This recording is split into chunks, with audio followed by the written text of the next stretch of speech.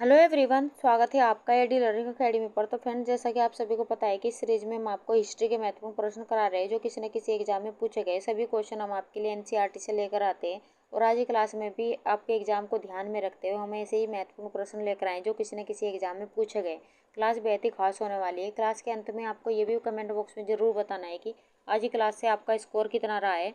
और आज की क्लास में हम आपको ये भी बताने वाले हैं कि बच्चे क्या गलती कर जाते हैं, क्यों ये सिलेक्शन से पीछे रह जाते हैं, क्या उनसे कमियां रह जाती है अपनी तैयारी में, ये भी हम आपको आज की क्लास में बताने वाले हैं।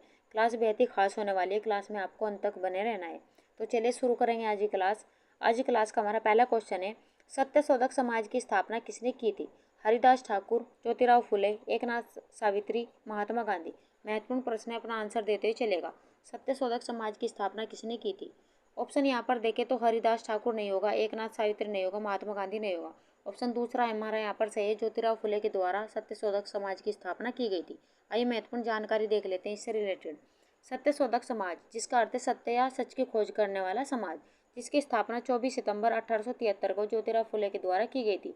इनके द्वारा गुलामगिरी पुस्तक की रचना भी इनके द्वारा की गई थी और बोधिसत्व डॉक्टर भीमराव अम्बेडकर जी भी इनके विचारों से क्या थे, प्रभावित थे। कभी कभी इस समाज के यहाँ पर सन भी पूछ लेता है, तो आप ये भी ध्यान रखते हुए चलेगा कि इसकी स्थापना कब की गई थी। तो 24 सितंबर 1873 को इसकी स्थापना की गई थी। आइए आगे बढ़ जाते हैं अगले क्वेश्चन की ओर। हमारा दूसरा महत्वपूर्ण प्रश्न है, वर्ण व्यवस्था आधारित था जन्म पर, क्षेत्र पर, कर्म पर या इनमें से कोई नहीं? यहाँ पर पूछा गया कि पहले वर्ण व्यवस्था किस पर आधारित था। ऑप्शन यहाँ पर देखें तो तीसरा ऑप्शन हमारे यहाँ पर सही है। ये किस पर आधारित था? कर्म पर आधारित था। ऋग्वैदिक वर्ण व्यवस्था के अनुसार अगर वर्ण का निर्धारण करें तो ये कर्म पर आधारित होता था। आइए वर्ण व्यवस्था से रिलेटेड महत्वपूर्ण जानकारी देख लेते हैं। वर्ण के कई अर्थ हो सकते हैं, जैसे प्रकार, रंग या वर्ग। इसका अगर यहाँ पर देखें तो मनुस्मृति में मनुष्य के इन 4 वर्णों के लिए निम्नलिखित व्यवसाय सुझाए गए। तो किसमें सुझाए गए? यहाँ पर अलग अलग व्यवसाय 4 वर्णों के लिए मनुस्मृति में सुझाए गए। ब्राह्मण के लिए व्यवसाय दिए गए, पुजारी, पुरोहित, विद्वान, शिल्पी, शिक्षक आदि ये किस में आएंगे? ब्राह्मण वर्ग में आएंगे। वैश्य वर्ग, क्षत्रिय की बात करें यहाँ पर तो राजा, शासक, योद्धा और सैनिक ये किस वर्ग में आएंगे? यहाँ पर क्षत्रिय में आएंगे। वैश्य, व्यापारी आदि लोग किस में आएंगे? वैश्य में आएंगे। शूद्र की यहाँ पर देखें तो सेवा, जो लोग सेवा करते थे, प्रदाता जो श्रमिक कार्य करते थे, ये सब किस में आएंगे? शूद्र में आएंगे। तो चार वर्ण होते हैं, कौन कौन से? ब्राह्मण, क्षत्रिय, वैश्य और शूद्र। ये भी क्वेश्चन कई बार एग्जाम में पूछा गया और अलग अलग व्यवसाय इनके द्वारा यहाँ पर दिए गए। आगे बढ़ जाते हैं अगले क्वेश्चन की ओर। प्रथम विश्व धर्म सम्मेलन कब हुआ? 1883 ईस्वी, 1839 ईस्वी, 1893 ईस्वी या 1898 ईस्वी? एमपी पुलिस कांस्टेबल 2017 में पूछा गया क्वेश्चन है और महत्वपूर्ण प्रश्न है, अपना आंसर देते ही चलेगा। प्रथम विश्व धर्म सम्मेलन कब हुआ? ऑप्शन यहाँ देखें तो पहला नहीं होगा, दूसरा नहीं होगा, चौथा नहीं होगा। तीसरा ऑप्शन यहाँ पर सही है। 1893 ईस्वी में प्रथम विश्व धर्म सम्मेलन हुआ था। आइए देख लेते हैं महत्वपूर्ण जानकारी। विश्व धर्म सभा महासभा के नाम से कई सभाएं हुई है, जिसमें से 1893 ईस्वी की शिकागो की विश्व धर्म सभा सर्वाधिक उल्लेखनीय है, जिसमें विश्व के सभी धर्मों के बीच संवाद बनाने की कोशिश की गई थी। तो ये कब हुई थी? शिकागो में। ये 1893 ईस्वी में हुई थी। आगे बढ़ जाते हैं अगले क्वेश्चन की ओर। ईवी रामास्वामी नायर प्रसिद्ध थे गोखले, गुरुदेव, महामना या पेरियार के नाम से? यहाँ पर पूछा गया कि ईवी रामास्वामी नायर प्रसिद्ध थे, किस नाम से प्रसिद्ध थे? ऑप्शन यहाँ पर देखें तो गोखले नहीं होगा, गुरुदेव नहीं होगा, महामना नहीं होगा। तो ये किस नाम से प्रसिद्ध थे? यहाँ पर पेरियार नाम से प्रसिद्ध थे। आइए देख लेते हैं चित्र के माध्यम से। ये चित्र लिया गया है 1954 का, रंगून म्यांमार में जब बौद्ध सम्मेलन हो रहा था, उस सिलसिले में डॉक्टर भीमराव अम्बेडकर और पेरियार जी मिले थे। और ये हमने एनसीईआरटी से लिया है। ईवी रामास्वामी नायर जो यहाँ पर आपको यहाँ पर पेरियार के नाम से प्रसिद्ध थे। आगे बढ़ जाते हैं अगले क्वेश्चन की ओर। हमारा 5वां क्वेश्चन है, आधुनिक भारत का जनक कहा जाता है? राजा राम मोहन राय, नारायण गुरु, विवेकानंद, दयानंद सरस्वती? राजस्थान पुलिस एसआई 2021 में पूछा गया क्वेश्चन है। आपको यहाँ पर पूछा गया कि आधुनिक भारत का जनक किसे कहा जाता है? ऑप्शन यहाँ पर देखें तो पहले ऑप्शन हमारे यहाँ पर सही है, राजा राम मोहन राय को आधुनिक भारत का जनक कहा जाता है। आइए महत्वपूर्ण जानकारी देख लेते हैं। यहाँ पर आप देखिए, राजा राम मोहन राय को आधुनिक भारत का जनक कहा जाता है। इनके द्वारा आत्मीय समाज की स्थापना भी इनके द्वारा की गई थी और 1828 में ब्रह्म समाज की स्थापना भी इनके द्वारा की गई थी। ये भी क्वेश्चन कई बार एग्जाम में पूछा जाता है। आगे बढ़ जाते हैं अगले क्वेश्चन की ओर। फ्रेंड्स, हमारी वीडियो, हमारा कंटेंट अगर आपको अच्छा लग रहा हो तो लाइक सब्सक्राइब करना ना भूलें। और अगर आप हमसे बेहतर तैयारी करना चाहते हैं एनसीईआरटी से बेस्ड क्वेश्चनों की, यहाँ पर हम आपको ये सीरीज चला रखी है हमने। अगर आपको हमारा प्रयास अच्छा लग रहा है तो आप हमारे चैनल को सब्सक्राइब करिए, और आप हमसे जुड़ना चाहते हैं तो हमारे चैनल को सब्सक्राइब करिए और बेल आइकन भी दबा लीजिए, ताकि समय पर आपको नोटिफिकेशन यहाँ पर मिलते रहे। तो चलिए आते हैं अपने क्वेश्चन पर। हमारा छठा क्वेश्चन है, प्रार्थना समाज के संस्थापक कौन थे? नारायण गुरु, आत्माराम पांडुरंग, ईश्वर चंद्र विद्यासागर या रविंद्रनाथ ठाकुर? एसएससी एमटीएस 2023 में पूछा गया क्वेश्चन है। आपको यहाँ पर पूछा गया है कि प्रार्थना समाज के संस्थापक कौन थे। ऑप्शन यहाँ पर देखें तो पहला ऑप्शन नहीं होगा, तीसरा नहीं होगा, चौथा नहीं होगा। तो आत्माराम पांडुरंग के कौन थे? इसके संस्थापक थे। आइए महत्वपूर्ण जानकारी देख लेते हैं। प्रार्थना समाज, संस्कृत में प्रार्थना समाज, बॉम्बे भारत में धार्मिक और सामाजिक सुधार के लिए एक आंदोलन था जो पहले के सुधार आंदोलनों पर आधारित था। प्रार्थना समाज की स्थापना आत्माराम पांडुरंग ने 31 मार्च 1867 को की थी। तो ये महत्वपूर्ण प्रश्न है जो हमारे क्वेश्चन का यहाँ पर आंसर है। आगे बढ़ जाते हैं अगले क्वेश्चन की ओर। और आप यहाँ पर देख सकते हैं प्रार्थना समाज मंदिर यहाँ पर दिखाया गया है 2022 और 1922 का। आगे बढ़ जाते हैं अगले क्वेश्चन की ओर। हमारा सातवां क्वेश्चन है, दक्षिण में जाति सुधार आंदोलन के नायक थे वीरेतलिंगम, ईवी रामास्वामी, डीके कर्वे या इनमें से कोई नहीं? यहाँ पर आपको पूछा गया कि दक्षिण में जाति सुधार आंदोलन के नायक कौन थे। ऑप्शन यहाँ पर देखें तो दूसरा ऑप्शन हमारे यहाँ पर सही है, ईवी रामास्वामी जी क्या थे? दक्षिण में जाति सुधार आंदोलन के नायक थे। आगे बढ़ जाते हैं। हमारा आठवां क्वेश्चन है, ज्योतिराव फुले ने किस प्रसिद्ध ग्रंथ की रचना की थी? गुलामगिरी, वर्ण व्यवस्था, स्त्री पुरुष तुलना या इनमें से कोई नहीं? यूजीसी नेट 2022 में पूछा गया क्वेश्चन है। आपको बताना है कि ज्योतिराव फुले ने किस प्रसिद्ध ग्रंथ की स्थापना की गई थी।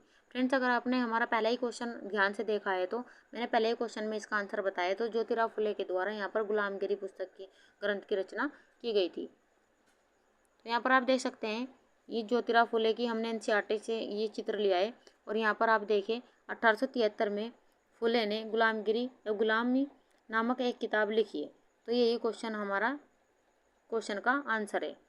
चलिए आगे बढ़ जाते हैं। कंपनी सरकार ने भारत को कौन सा समाज सुधार का कार्य नहीं किया था? यानी कि कंपनी सरकार ने भारत में कौन सा समाज सुधार का कार्य नहीं किया था? नरबली को बंद करने का कार्य, विधवा विवाह को बढ़ावा देने का कार्य, सती प्रथा को बंद करने का कार्य या गुलामी बंद करने का कार्य? यहाँ पर पूछा गया कि कंपनी सरकार ने भारत में कौन सा समाज सुधार कार्य नहीं किया था। यहाँ पर नहीं पूछा गया इनमें से, ये आपको 4 कार्य दिए गए, आपको यहाँ पर पूछा गया कि इनमें से कौन सा कार्य नहीं किया गया था। अगर यहाँ ऑप्शन देखें तो पहला नहीं होगा, यहाँ पर नहीं पूछा गया है तो ये भी किया था इन्होंने। दूसरा हमारा नहीं होगा, तीसरा नहीं होगा, चौथा ऑप्शन हमारा यहाँ पर सही है, गुलामी बंद करने का कार्य इनके द्वारा नहीं किया गया था। आगे बढ़ जाते हैं अगले क्वेश्चन की ओर। हमारा 10वां क्वेश्चन है, ब्रह्म समाज के संस्थापक कौन थे? स्वामी विवेकानंद, राजा राम मोहन राय, नारायण गुरु, ज्योतिबा फुले? यहाँ पर महत्वपूर्ण प्रश्न है, आपको बताना है कि ब्रह्म समाज के संस्थापक कौन थे। ऑप्शन यहाँ पर देखें तो स्वामी विवेकानंद नहीं होगा, यहाँ पर नारायण गुरु नहीं होगा, ज्योतिबा फुले नहीं होगा। तो राजा राम मोहन राय के द्वारा यहाँ पर ब्रह्म समाज की स्थापना की गई थी।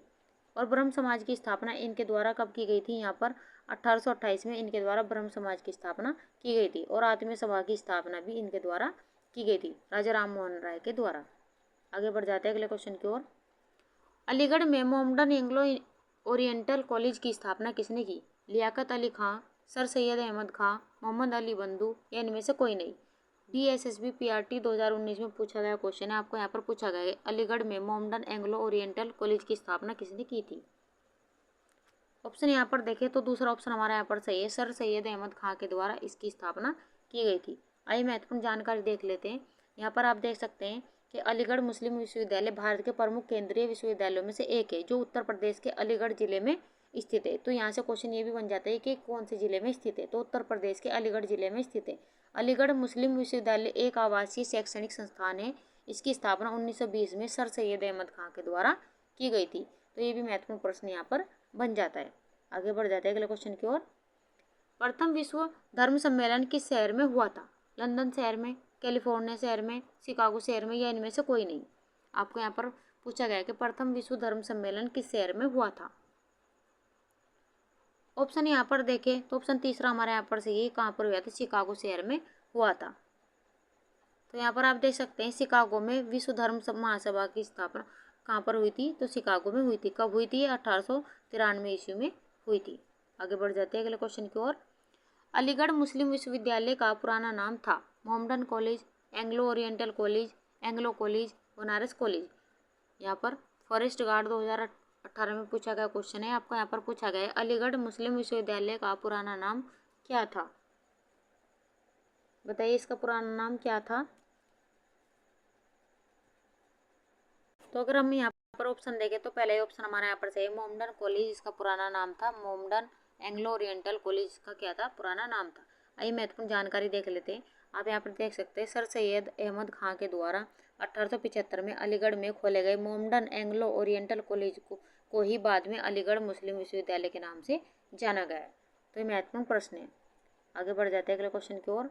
हमारा क्वेश्चन नंबर 14, निम्नलिखित में से कौन से मेले में जमात नामक उपासकों का समूह विश्व भर से आता है? महामृत्युंजय का मेला, बरमान का मेला, आलमी तबलीगी इज्तिमा या सिंगस्त। आपको बताना है कि ऑप्शन कौन सा यहाँ पर सही होने वाला है। ऑप्शन यहाँ पर देखें तो पहला ऑप्शन हमारा नहीं होगा, दूसरा नहीं होगा, चौथा नहीं होगा। तो ये आलमी तबलीगी इज्तिमा ये क्या है? यहाँ पर विश्व भर से क्या आते थे? यहाँ पर उपासक आते थे। आगे देख लेते महत्वपूर्ण जानकारी। तो ऑप्शन में यहाँ पर देखें तबलीगी इज्तिमा एक सुन्नी इस्लामी मिशनरी आंदोलन है जो मुसलमानों को उकसाने और साथी सदस्यों को अपने धर्म का पालन करने के लिए प्रोत्साहित करने पर केंद्रित है। इस्लामी पैगंबर मोहम्मद के जीवन काल के दौरान इसका अभ्यास किया गया था। संगठन के दुनिया भर में 450 मिलियन से 500 मिलियन अनुयायियों के होने का अनुमान है। तो ये महत्वपूर्ण प्रश्न है यहाँ पर। आइए आगे बढ़ जाते हैं अगले क्वेश्चन की ओर। भीमा कोरेगांव की लड़ाई निम्नलिखित में से किसका उत्कृष्ट उदाहरण है? भाषावाद, जातिवाद, क्षेत्रवाद या सांप्रदायिकतावाद। आपको यहाँ पर पूछा गया है कि भीमा कोरेगांव की लड़ाई निम्नलिखित में से किसका उत्कृष्ट उदाहरण है? तो यहाँ पर पूछा गया है कि किस बात को लेकर यहाँ पर लड़ाई हुई थी। ऑप्शन यहाँ पर देखें तो भाषावाद नहीं था, क्षेत्रवाद नहीं था, सांप्रदायिकतावाद नहीं था। तो ये किस आधार पर हुई थी यहाँ पर लड़ाई? ये जातिवाद को लेकर यहाँ पर लड़ाई हुई थी। आइए महत्वपूर्ण जानकारी देख लेते हैं। कोरेगांव की लड़ाई 1 जनवरी 1818 में ब्रिटिश ईस्ट इंडिया कंपनी और 500 महार सेना और मराठा साम्राज्य के ब्राह्मण पेशवा गुट के बीच कोरेगांव भीमा में लड़ी गई थी। तो ये क्या था? एक जातिवाद के ऊपर यहाँ पर लड़ाई हुई थी, कोरेगांव की लड़ाई। और तृतीय अंगल मराठा युद्ध का भाग थी। और यहाँ पर आप देख सकते हैं यहाँ पर भीमा कोरेगांव जय स्तंभ यहाँ पर दिखाया गया है इस चित्र के माध्यम से। आइए आगे बढ़ जाते हैं। फ्रेंड्स हमारी वीडियो हमारा कंटेंट अगर आपको अच्छा लग रहा हो, अगर आपको हमारा कंटेंट पसंद नहीं आ रहा है तो आप ये कमेंट बॉक्स में हमें ज़रूर बताएं क्या हमसे कमी यहाँ पर रह रही है, ताकि हम उनमें सुधार कर सकें। ये भी आप हमें कमेंट बॉक्स में ज़रूर बताया करें ताकि हम आगे से आपके लिए और भी बेहतर से बेहतर कर पाए। हम आपके लिए इतना प्रयास कर रहे हैं तो आप हमारी वीडियो को ज़्यादा से ज़्यादा शेयर करिए अपने भाई बहन अपने फ्रेंड्स में, ताकि हमें भी मोटिवेशन मिलता रहे। और आप हमें ज़रूर बताया करें कि आपको हमारी वीडियो कैसी लग रही है, हमारा कंटेंट आपको पसंद आ भी रहा है या नहीं आ रहा, या हम और भी इसमें सुधार करें, ये आप हमें ज़रूर बताया करें। तो चले फ्रेंड्स अब देखते हैं अपना क्वेश्चन नंबर 16। भारत में कुल कितनी जातियाँ हैं? 1000 से 1200, 1500, 3000 से ज़्यादा या 500 से कम। आपको यहाँ पर क्वेश्चन पूछा गया है कि भारत में कितनी जातियाँ हैं। ऑप्शन यहाँ पर देखें तो तीसरा ऑप्शन हमारे यहाँ पर सही है, 3000 से ज़्यादा क्या है भारत में जातियाँ हैं। आगे बढ़ जाते हैं अगले क्वेश्चन की ओर। दयानंद सरस्वती का जन्म कहाँ हुआ था? गुजरात, सतारा, उड़ीसा या बिहार। महत्वपूर्ण प्रश्न है, आपको यहाँ पर बताना है कि दयानंद सरस्वती का जन्म कहाँ पर हुआ था। ऑप्शन यहाँ पर देखें तो पहला ही ऑप्शन हमारे यहाँ पर सही है, इनका जन्म कहाँ हुआ था? गुजरात में हुआ था। आइए देख लेते हैं चित्र के माध्यम से। महर्षि दयानंद सरस्वती, इनका मूल नाम क्या है? मूल शंकर। और 12 फरवरी 1824 में टंकारा गुजरात में क्या हुआ था? इनका जन्म हुआ था। और आप यहाँ पर देख सकते हैं इनकी मृत्यु यहाँ पर दी गई है 30/10/1883 को अजमेर राजस्थान में इनकी मृत्यु हुई थी। और गुरु शिक्षक के कौन थे इनके? विरजानंद दंडीस क्या थे? इनके शिक्षक थे। धर्म क्या है इनका? हिंदू है। और इन्होंने नारा भी दिया था वेदों की ओर चलो। और आधुनिक भारतीय दर्शन के इन्होंने बहुत ही इस पर काम किया है महर्षि दयानंद सरस्वती ने। आगे बढ़ जाते हैं अगले क्वेश्चन की ओर। भारतीय समाज 4 प्रमुख जातियों में विभाजित है, निम्नलिखित में से कौन सा उनमें से नहीं है। यहाँ पर आपको 4 जातियाँ दी गई है और आपको यहाँ पर बताना है कि इनमें से कौन सा सही ऑप्शन हमारा नहीं है। यहाँ पर नहीं पूछा गया है कि कौन सा इनमें से नहीं है। वैश्य, शूद्र, क्षत्रिय या पंडित। अगर आपने पिछला क्वेश्चन ध्यान से देखा है तो आप इसका आंसर बड़े आराम से दे सकते हैं। भारतीय समाज 4 प्रमुख जातियों में विभाजित है, निम्नलिखित में से कौन सा उनमें से एक नहीं है। तो यहाँ पर हमने वैश्य भी यहाँ पर देखा तो ऑप्शन हमारे यहाँ पर नहीं है, ये तो नहीं होगा क्योंकि यहाँ पर नहीं पूछा गया। शूद्र भी हमने यहाँ पिछले क्वेश्चन में यहाँ पर देखा तो ये भी नहीं होगा। क्षत्रिय भी हमने देखा है यहाँ पर तो ये तो भी नहीं होगा। तो ऑप्शन हमारे डी यहाँ पर सही होने वाला है। पंडित हमने नहीं पढ़ा है, हमने क्या पंडित की जगह क्या पढ़ा है यहाँ पर ब्राह्मण। तो इसमें क्या आएगा ऑप्शन है यहाँ पर चौथा यहाँ पर सही है, तो पंडित नहीं होगा। आगे बढ़ जाते हैं अगले क्वेश्चन की ओर। किसी व्यक्ति की भाषा के आधार पर भेदभाव डैश के रूप में जाना जाता है, क्षेत्रवाद, भाषावाद, सांप्रदायिकतावाद या जातिवाद। महत्वपूर्ण प्रश्न है, आपको बताना है कि किसी व्यक्ति की भाषा के आधार पर भेदभाव किस रूप में जाना जाता है। ऑप्शन यहाँ पर देखें तो ऑप्शन हमारा यहाँ पर तो यहाँ पर भाषा के आधार पर पूछा गया है तो ऑप्शन हमारे यहाँ पर दूसरा यहाँ पर सही है। ये क्या माना जाएगा, भाषावाद। आइए देख लेते हैं आज क्लास का अंतिम क्वेश्चन। रामकृष्ण के संस्थापक, यहाँ पर पूछा गया है कि रामकृष्ण मिशन के संस्थापक कौन थे। स्वामी विवेकानंद, रामकृष्ण परमहंस, केशव चंद्र सेन, देवेंद्र नाथ ठाकुर। यहाँ पर पूछा गया है क्वेश्चन, महत्वपूर्ण प्रश्न है। बताइए रामकृष्ण मिशन के संस्थापक कौन थे। तो ऑप्शन यहाँ पर देखें तो पहले ऑप्शन हमारे यहाँ पर सही है, स्वामी विवेकानंद के द्वारा रामकृष्ण मिशन की संस्थापना की गई थी। तो इसके संस्थापक कौन है, स्वामी विवेकानंद जी। आइए महत्वपूर्ण जानकारी देख लेते हैं। यहाँ पर आप देख सकते हैं कि रामकृष्ण मिशन की स्थापना 1 मई 1897 में को रामकृष्ण परमहंस के परम शिष्य स्वामी विवेकानंद ने की थी। तो ये किसके शिष्य थे, रामकृष्ण परमहंस जी के क्या थे, शिष्य थे। कौन, स्वामी विवेकानंद। तो इसकी स्थापना किसके द्वारा की गई थी, स्वामी विवेकानंद के द्वारा की गई थी, जिसका मुख्यालय कोलकाता के निकट बेलूड़ में स्थित है। तो इसका यहाँ पर इसका मुख्यालय कहाँ पर स्थित है, कोलकाता के निकट बेलूड़ में इसका मुख्यालय स्थित है। इस मिशन की स्थापना के केंद्र में वेदांत दर्शन का प्रचार प्रसार है। रामकृष्ण मिशन दूसरों की सेवा और परोपकार को कर्म योग मानता है, जो कि हिंदू धर्म का एक महत्वपूर्ण सिद्धांत है। तो आप यहाँ पर देख सकते हैं कि रामकृष्ण मिशन की स्थापना किसके द्वारा की गई थी, स्वामी विवेकानंद के द्वारा की गई थी। और ये किसके परम शिष्य थे, रामकृष्ण परमहंस के क्या है, परम शिष्य थे। तो चलिए फ्रेंड्स, ये था हमारे आज का क्लास का अंतिम क्वेश्चन। आपको हमारी क्लास कैसे लगी उसके बारे में आप हमें कमेंट बॉक्स में ज़रूर बताएं। तो मिलते हैं नेक्स्ट वीडियो में ऐसे क्वेश्चनों के साथ में। तब तक के लिए आप खुश रहिए, अपने माता पिता का सम्मान कीजिए। वीडियो देखने के लिए थैंक यू।